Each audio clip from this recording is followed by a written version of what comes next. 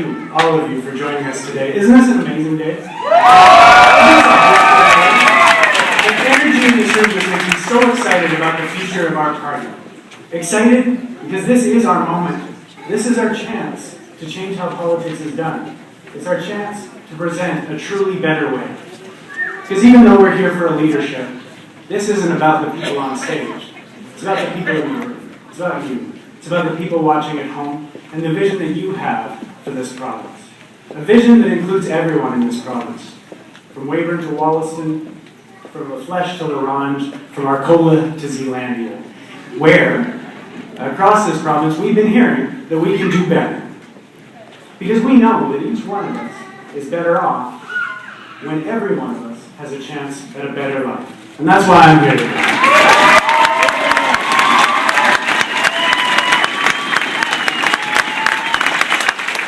This past week, I took a little walk over to St. Paul's Hospital to visit a patient of mine, Lisa.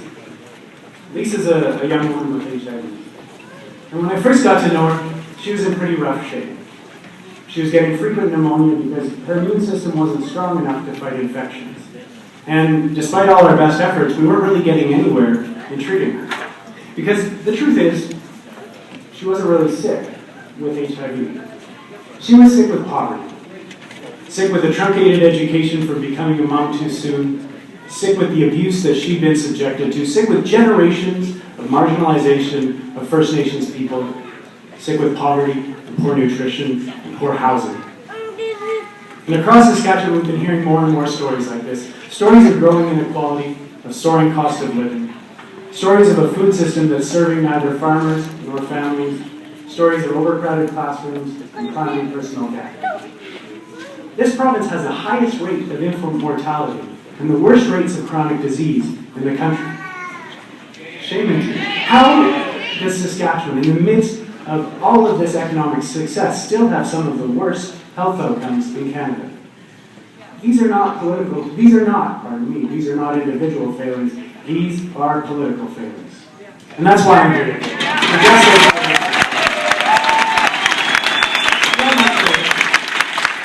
Whether as a family physician or community advocate, and of course throughout this campaign, I've been talking about how we can change the conversation.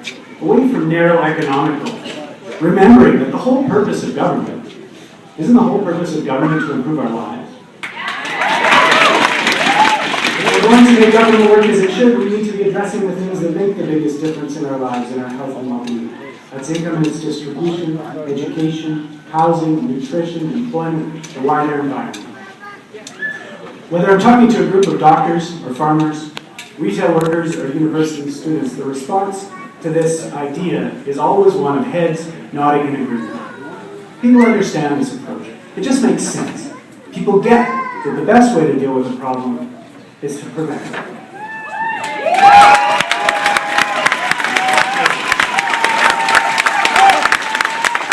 To make that kind of a shift takes courage. It takes perseverance, and it takes a team that's bold enough to share a vision of a better way, to tell a better story. When I was a medical student, I had a group of friends kind of like that kind of a team. I saw a couple of them on my way up the aisle. Friends with a bold idea. We had this idea, having seen the gross inequities in health between the core neighborhoods and the rest of the city, that we needed to start a student-run clinic, offer students the chance to be exposed to poverty, and increase the availability of services in the inner city. 10 years later, that clinic, known as Switch, was going strong. Students from medicine, nursing, pharmacy, nutrition, all working together.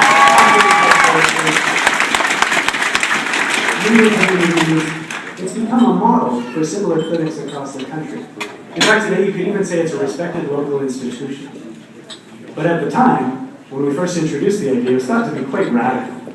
And as we went around pitching the idea, we heard one of two responses. We'd either hear, great idea, but there's obstacles A and B and C, so it'll never work.